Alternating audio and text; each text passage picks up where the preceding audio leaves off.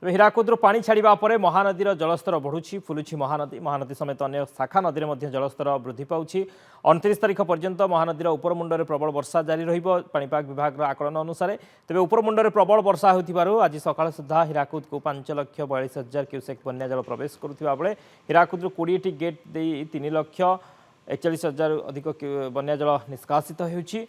ସେପରି ମୁଣ୍ଡୁଳିରେ 3,83,000 କ୍ୟୁସେକ୍ ଜଳ ପ୍ରବାହିତ ହେଉଥିବା ବେଳେ ଉପରମୁଣ୍ଡରେ 86.00 ଓ ତଳମୁଣ୍ଡରେ 83.10 ବନ୍ୟା ଜଳ ପ୍ରବାହିତ ହେଉଛି।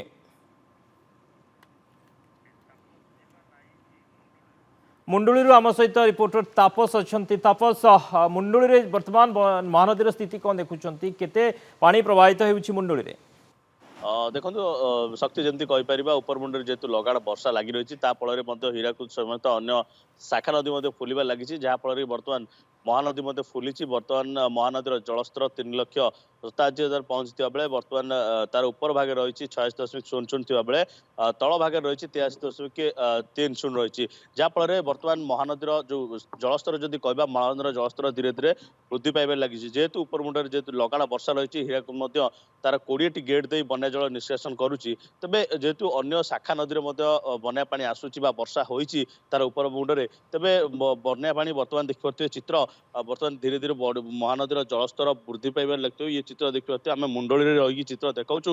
ଧୀରେ ଧୀରେ ମହାନଦୀର ଜଳସ୍ତର ବୃଦ୍ଧି ପାଇବା ସହିତ ଯେହେତୁ ବର୍ତ୍ତମାନ 3,87,000 ପହଞ୍ଚିଛି ଏବଂ ଆଗକୁ ଆହୁରି ମଧ୍ୟ ଏଇ ଜଳସ୍ତର ବୃଦ୍ଧି ପାଇବା ନେଇ ଆଶଙ୍କା କରାଯାଇଛି। ପାଖାପାଖି 5ରୁ 6 ଲକ୍ଷ ଯାହା ଅନୁମାନ କରାଯାଉଛି। ତେବେ ଯଦି ଶକ୍ତି ମହାନଦୀରେ 6 ଲକ୍ଷ ବନ୍ୟା ପାଣି ଆସେ, ତେବେ ବାଙ୍କିର ଯୋଉ ତଳିଆ ଅଞ୍ଚଳ ରହିଛି ବା ଆମର ତାଳବସ୍ତରୁ ବିଲିପଡ଼ା କଥା କୁହନ୍ତୁ ବା ବାଙ୍କିରୁ ବିଲିପଡ଼ା କଥା କୁହନ୍ତୁ ବା ସେ ରତାଗଡ଼ରୁ ଶୁକୁଆଖଳା କଥା କୁହନ୍ତୁ, ଏଇ ସବୁ ଅଞ୍ଚଳରେ ମଧ୍ୟ ଯୋଉ ରାସ୍ତା ରହିଛି ସେ ରାସ୍ତାର ମଧ୍ୟ କଟକ ହେବାର ନଜର ରହିଛି। ଇଏ ଯଦି ଯେହେତୁ ଉପରମୁଣ୍ଡରେ ବର୍ଷା ହେଉଛି ମଧ୍ୟ ହୀରାକୁଦରେ ମଧ୍ୟ ଧୀରେ ଧୀରେ ଜଳସ୍ତର ବୃଦ୍ଧି ଅଧିକରୁ ଅଧିକ, ଯେହେତୁ ସକାଳ ସୁଦ୍ଧା 5,41,000 କ୍ୟୁସେକ୍ ଘନଫୁଟ ବନ୍ୟା ଜଳ ପ୍ରବେଶ କରୁଛି ହୀରାକୁଦ।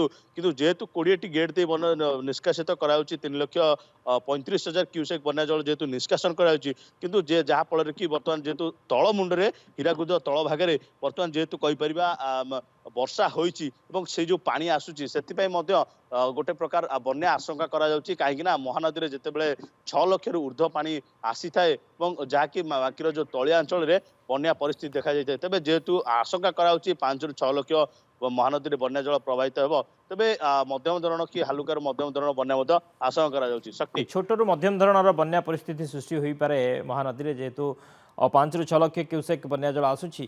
ବହୁତ ବହୁତ ଧନ୍ୟବାଦ ତାପସ।